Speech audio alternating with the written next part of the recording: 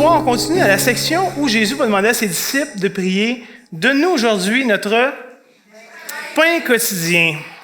Et pour plusieurs raisons, cette demande-là, cette prière-là peut être un peu étrange pour nous aujourd'hui. En levant la main ici, qui aime manger? Et pour ceux qui n'ont pas levé la main, qui a besoin de manger? On rejoint pas mal tout le monde avec ce genre de requête-là. Hein? Comme on l'a vu ce matin, on est une créature de la terre. Donc, on a des limitations. On ne peut pas tout faire. Il y a des choses même qu'on a besoin de faire régulièrement si on veut pouvoir continuer de vivre. Et nous, aujourd'hui, on a la chance de vivre dans une société où on a facilement accès à beaucoup de nourriture. Autant qu'on en veut, même plus qu'on en a besoin, on a accès à ça. Et la réalité, c'est que je suis presque sûr que je ne me trompe pas si je dis que personne ici s'est demandé aujourd'hui s'il allait manger. Ça n'a pas traversé l'esprit de personne. Au pire, si vous y avez pensé, c'était qu'est-ce qu'on va manger ou quand est-ce qu'on va manger, mais pas est-ce qu'on va manger ou pas. Ce n'est pas dans nos réflexions habituelles. Hein, dans un pays d'abondance comme le nôtre, est-ce qu'on devrait vraiment prier pour avoir de la nourriture à chaque jour? Alors que c'est tellement facile, tellement accessible. Comme je dis, on pense rarement à ça. Pourquoi Jésus nous demande de prier ça? Est-ce que ça s'applique à nous ou est-ce que ça s'appliquait peut-être juste à ses premiers disciples qui étaient dans un contexte particulier? Et c'est ça que j'aimerais qu'on puisse réfléchir ensemble ce soir. Mais premièrement, j'aimerais nous rappeler que Jésus ne commence pas à enseigner ses disciples à prier pour leurs besoins personnels. Hein, vous avez remarqué, ça fait déjà c'est la 4e fois, il y a 3 premières prédications qu'on a faites ensemble où Jésus nous demande de prier autre chose. Et donc, pas premièrement pour nos besoins personnels, même les plus fondamentaux. On va se le dire, manger, c'est assez basique, là. C'est assez bas dans l'échelle des priorités humaines, c'est essentiel. Mais Jésus priait premièrement pour nous apprendre à s'approcher de Dieu, dans une attitude de dépendance de lui. Hein. Il est notre Père dans les cieux. Donc, cet aspect-là de relation, notre Père, mais cet aspect-là de pouvoir, de capacité, d'autorité qui viennent de Dieu. Que ton nom soit sanctifié. Donc, on puisse réaliser à qui qu'on s'adresse, à quel genre d'être ou quel genre de Dieu on s'adresse. On désire le voir être mis à part, élevé, honoré dans nos vies. Et finalement, que son règne vienne, que sa volonté soit faite sur la terre comme au ciel. Qu'on le réalise ou pas, c'est probablement notre plus grand besoin. Que sa volonté s'accomplisse dans nos vies, dans la vie de ce qui nous entoure. Même si c'est souvent pas comme ça qu'on le comprend, qu'on le voit. Donc, comme vous voyez, c'est pas, le focus n'est pas premièrement sur nous, mais sur la personne de Dieu. Qui il est, quelle relation est-ce qu'on entretient avec lui. Mais après avoir pris le temps de réaliser que Dieu est notre Père, que c'est lui qui possède la gloire, la puissance, l'autorité, et qu'on a pris le temps de désirer, d'aspirer à son royaume et à sa volonté, à ce point-ci, Jésus veut nous apprendre qu'on peut aussi présenter nos besoins. Et quand on vient présenter nos besoins, souvent, ça c'est pas trop long, c'est pas trop compliqué, on a une liste, on a plein de choses qu'on souhaite, qu'on aimerait, etc. Mais on présente ces besoins-là à Dieu parce qu'il est un bon Père. Et qu'il est un bon Père tout-puissant, bien disposé. Et donc, dans un sens, les enfants peuvent être sûrs que Dieu connaît nos besoins et qu'il va savoir y répondre d'une manière appropriée. En vrai, cette idée-là que Dieu prend soin de nos besoins ne commence pas avec Jésus. C'est un principe, c'est un concept qui est là longtemps avant dans les Écritures. Et il y a un épisode en particulier dans l'histoire d'Israël qui est très concret pour le peuple juif qui vivait à ce moment-là, où littéralement ils devaient dépendre de Dieu à tous les jours pour recevoir leur nourriture. Les enfants, est-ce que vous savez de quelle histoire, de quel épisode est-ce que je parle? Quand est-ce que le peuple d'Israël devait dépendre de Dieu à tous les jours pour recevoir la nourriture? Dans le désert, exactement. Pendant 40 longues années. C'est long, 40 ans. Dépendre de Dieu pendant 1 an, c'est déjà long. 40 ans, tous les jours, ça peut être très, très long. Donc, on parle ici de l'épisode de l'Exode, où Dieu les délivre de l'esclavage pour les amener dans un désert. C'est une drôle de place, hein, quand on y pense. Et donc, comme j'ai dit, pendant 40 ans, les Israélites étaient dans le désert. Et juste pour le fun, quelle sorte de nourriture pousse dans le désert? Nommez-moi toutes les choses qui poussent dans le désert. Hey, là, t'es généreux, là. Des cactus, de mauvaises herbes. Quoi d'autre qui pousse dans le désert? Rien. Il n'y a rien qui pousse dans le désert. Au mieux, quelques cactus, peut-être, là. Mais c'est pas là que tu vas en premier pour faire un beau jardin et un beau potager. C'est pas super approprié pour ce genre de choses-là. Et donc, voyez-vous le défi. Dieu a un peuple qui en va au désert puis qui doit nourrir. Fait que vous comprendrez que ça ne passera pas par la capacité du peuple de cultiver le désert. Quelque part, Dieu doit intervenir. Et donc, miraculeusement, Dieu envoyait de la manne, qui est une forme de pain, à tous les jours pour son peuple. Mais il y avait une règle là-dedans. Est-ce qu'on pouvait ramasser beaucoup de manne et en stocker pour les prochaines semaines? Non. Qu'est-ce qui arrivait si on faisait ça? Ça pourrissait. Donc, il y avait cette idée où Dieu pourvoyait à chaque jour ce dont les gens avaient besoin. Pas plus, pas moins. Il y a quelque chose là-dedans. Dieu est en train d'apprendre à son peuple une réalité extrêmement importante, que vous et moi, habituellement, les enfants, on ne veut pas apprendre. Nous, on aimerait passer autre chose. Nous, on aimerait que Dieu nous donne déjà tout ce qu'on a besoin. Que Dieu nous donne déjà tout ce qu'on a besoin d'avance. Seigneur, donne-moi tout l'argent que je vais avoir besoin pour le restant de ma vie. Seigneur, donne-moi tous les amis, toutes les ressources, tout ce que j'ai besoin pour faire ma vie. Puis après ça, je vais te suivre en utilisant ça de la bonne manière. Dieu ne marche pas comme ça. Ce n'est pas son but. Ce n'est pas comme ça que Dieu veut qu'on vive. Il y a quelque chose de plus grand qu'il veut nous apprendre. Dans la prière, Jésus nous rappelle qu'on dépend de Dieu, même pour les besoins les plus importants. Mais vous et moi, les enfants, ce qu'on veut dans la vie, ce n'est pas être dépendant. Notre but, ce qu'on recherche le plus naturellement, c'est d'être indépendant. De rien devoir personne, de dépendre de personne, d'être suffisant ou autosuffisant par nous-mêmes, pour nos besoins, pour notre argent, pour nos relations et tout ça. Mais ce n'est pas ça que Dieu veut pour nous. Il ne désire pas qu'on soit indépendant de lui, en nous donnant tout ce qu'on a besoin. Il veut qu'on dépende de lui à tous les jours, dans tous les domaines de nos vies. Je vais vous lire un long texte de la Bible qui vient tout de suite après l'enseignement de Jésus sur la prière du Notre Père. Écoutez bien, Jésus donne des exemples assez intéressants dans ce texte-là. Le Seigneur va dire, « C'est pourquoi je vous dis, ne vous inquiétez pas pour votre vie, ni de ce que vous mangerez, ni pour votre corps de quoi vous serez vêtus. La vie n'est-elle pas plus que la nourriture et le corps plus que le vêtement? » On va réfléchir à ça dans quelques secondes. Et là, Jésus nous donne des exemples. Il va dire, regardez les oiseaux du ciel. Donc, quand des bouleaux, il y en a plein d'oiseaux, vous en avez sûrement vu. Mais regardez les oiseaux du ciel. Ils ne sèment ni ne moissonnent. Avez-vous déjà vu des oiseaux semer un jardin pour avoir la nourriture? Non, les oiseaux ne font pas ça. Les oiseaux du ciel ne sèment ni ne moissonnent. Ils n'amassent rien dans les greniers. Ils n'ont pas de garde-manger, les oiseaux. Mais pourtant, et votre Père céleste les nourrit. Ne valez-vous pas plus qu'eux? On est quand même beaucoup plus précieux que des oiseaux. Si Dieu prend soin d'eux, c'est une leçon pour nous, qui va être capable de prendre soin de nous, qui désire prendre soin de nous. Un autre enseignement du Seigneur, verset 27. « Qui de vous, par ses inquiétudes, peut ajouter une coudée ou une petite durée, une petite prolongement à la durée de sa vie? » De s'en faire, parce qu'on va manger, puis de quoi on va être habillé.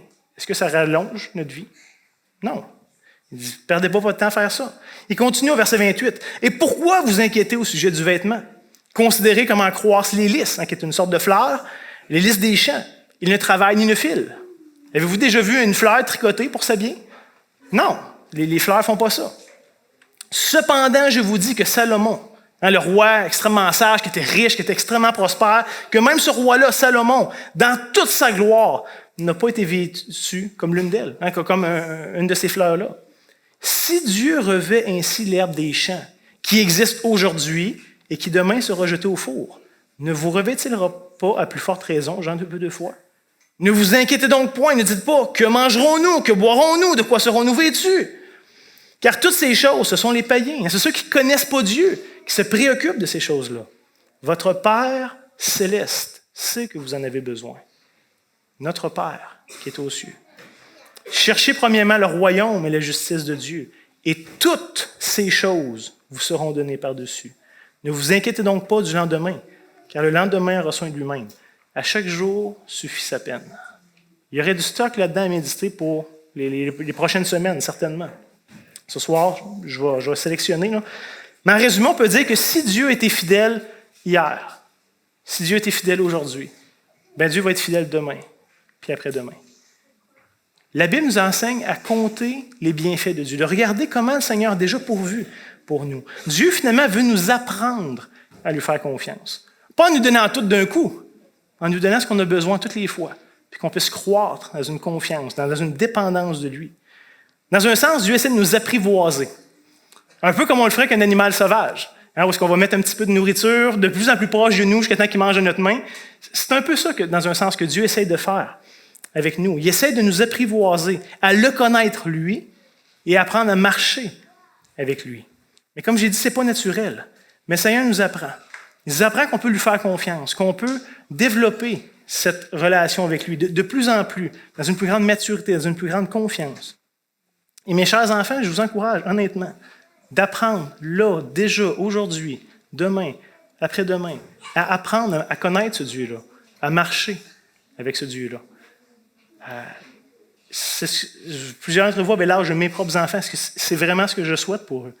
Qu'ils ne puissent pas juste vivre Dieu, connaître Dieu à travers moi, à travers mes expériences, à travers la manière que Dieu agit dans ma vie, mais que dans leur propre vie, ils découvrent ce Dieu-là, qui sait pourvoir à leurs besoins, qui les connaît, qui les aime, et que c'est ça qui peut se construire leur foi en lui.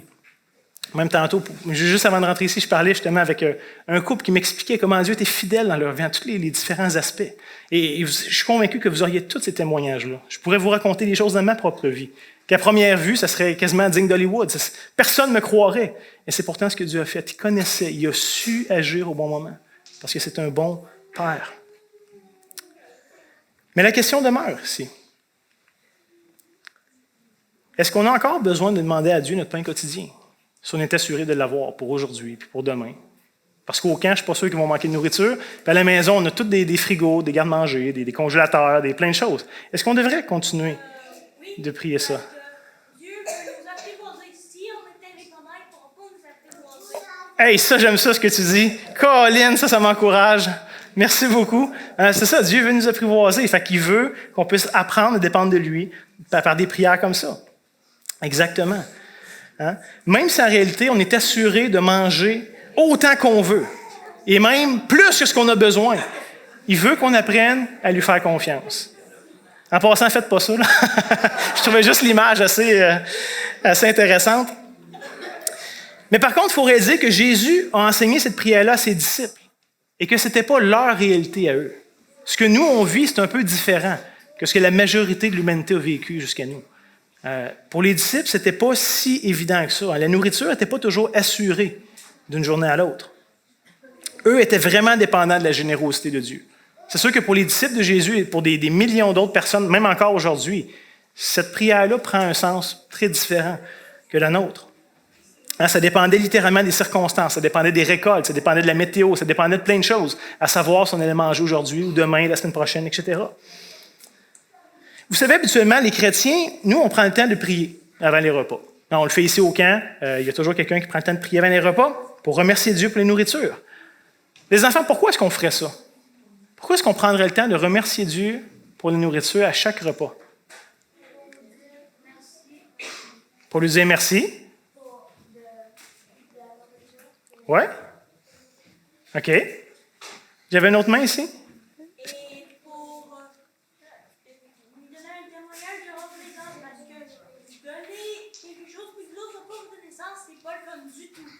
Ça, tu as bien raison. OK. Fait qu'on veut être reconnaissant. On veut reconnaître que ce qu'on va manger là vient de Dieu. C'est excellent. Oui, c'est excellent comme réponse. Mais dans un sens, quand on mange à la maison puis qu'on prie pour le repas, chez vous, qui prépare le repas? C'est papa et maman qui préparent le repas à la maison, qui l'ont cuisiné. Qui sont allés chercher les ingrédients à l'épicerie? Papa et maman. Avec quels sous est-ce qu'on payait l'épicerie?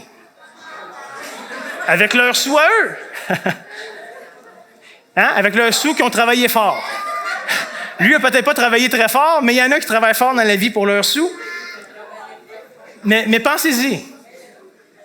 On remercie Dieu pour le repas que j'ai cuisiné, avec l'épicerie que j'ai été chercher, avec les sous que j'ai gagnés en travaillant fort. On pourrait dire peut-être à première vue, mais Dieu n'a rien à voir là-dedans. On le remercie de quoi? J'ai tout fait le travail. Right? C'est ça qu'il faudrait comprendre. Est-ce qu'il faudrait qu'on prenne le temps de le remercier pour ça? Non. La réalité, c'est qu'on reconnaît que c'est le Seigneur qui nous donne la santé, qui nous donne les capacités, qui nous donne les opportunités, les talents de pouvoir travailler, de pouvoir être actif dans le monde, de pouvoir contribuer à une société de manière positive. Tout ça nous vient de Dieu. Sans Dieu, il n'y a rien de ça qui est possible. Donc oui, il utilise nos talents, nos capacités, notre travail C'est vrai. Mais à la fin, tout ça vient quand même de lui. Et c'est donc vers lui qu'on devrait se tourner. C'est Dieu qui nous a placés dans un bon pays, en paix, où on a accès facilement à la nourriture. Et c'est toujours une grâce de Dieu qu'on puisse avoir des maisons bien équipées pour pouvoir cuisiner, pour pouvoir vivre d'une manière convenable. Donc, même si c'est vrai qu'on a un rôle à jouer dans tout ça, comme chrétien, on reconnaît qu'ultimement, c'est l'Éternel qui nous accorde toutes ces grâces-là, et même plus que ce qu'on a besoin dans nos vies de tous les jours. Donc, on va prendre le temps d'être reconnaissant.